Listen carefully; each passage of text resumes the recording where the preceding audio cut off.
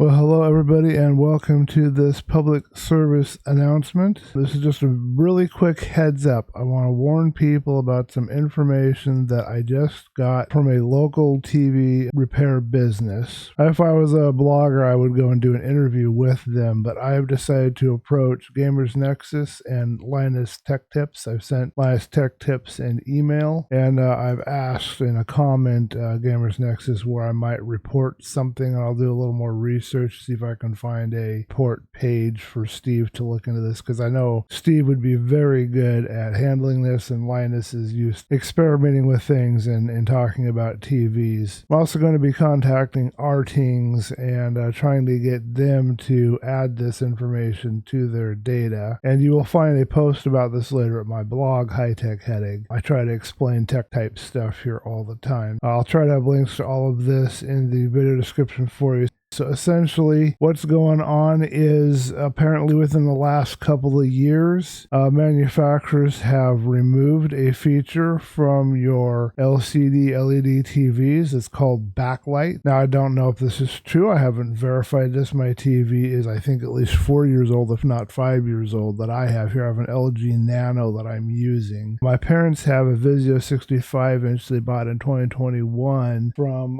CostCo, model number M656H4. My TV and theirs still have this backlight option. New TVs do not. What's going on is manufacturers are driving the voltage into the LEDs. They're including less LEDs into the LCD panels, and then they're driving them brighter at a voltage level which burns them out quicker, which makes you just have to go get another TV. I guess if you would buy a TV today, it'll last you maybe 2 years. So you have to get an older LCD LED TV to be able to get something that's going to last a little longer.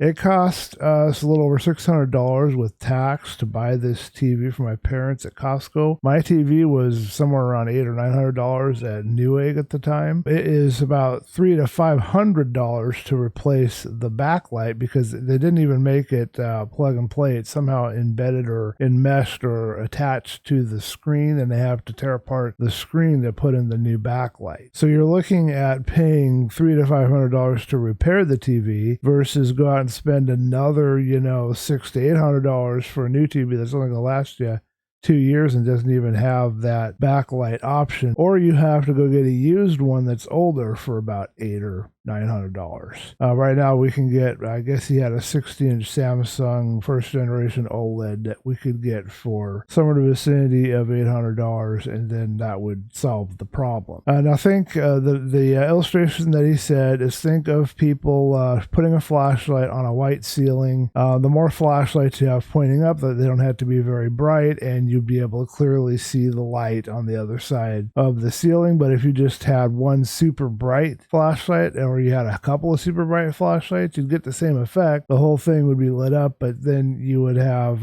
just a few lights lighting that up, and if you turn down the brightness, it wouldn't be lit up as well. That's the best I can describe it. I'm not a really good tech person on this. I understand a little bit about it, but not a whole lot. I'm going to leave it to people more experienced than me. Long story short, be very careful with the LCD LED TVs that you buy today. It sounds like the way to go is to make sure that you know how many LEDs your TV has. If your TV has less than, say, 50 LEDs, he did some number, he didn't tell me how he got it, but I guess theirs is somewhere in the 60 or 80 range on the 60 or 70 or 80, somewhere in there for LEDs, so it's borderline. So I would assume less than that would be bad. And of course, bigger panel, too. You got to consider that it's bigger panel. Yeah, you got to check how many LEDs it has for its size. More is better, and you got to check if it has the ability to turn the backlight down. If you can turn the backlight down, you can keep it from driving those LEDs and burning out your TV. And you can take it to a repair place and have them put some kind of regulator or some way of taking the voltage and lowering it into the TV, which will do the same thing, and that'll also protect it. And I don't know how much that costs, but that's something to look into. I just wanted to let you guys know about this, give you this little heads up, and I'll give you more information as it develops, and I'll be contacting Artings a little bit later and writing this blog article for you a little later tonight.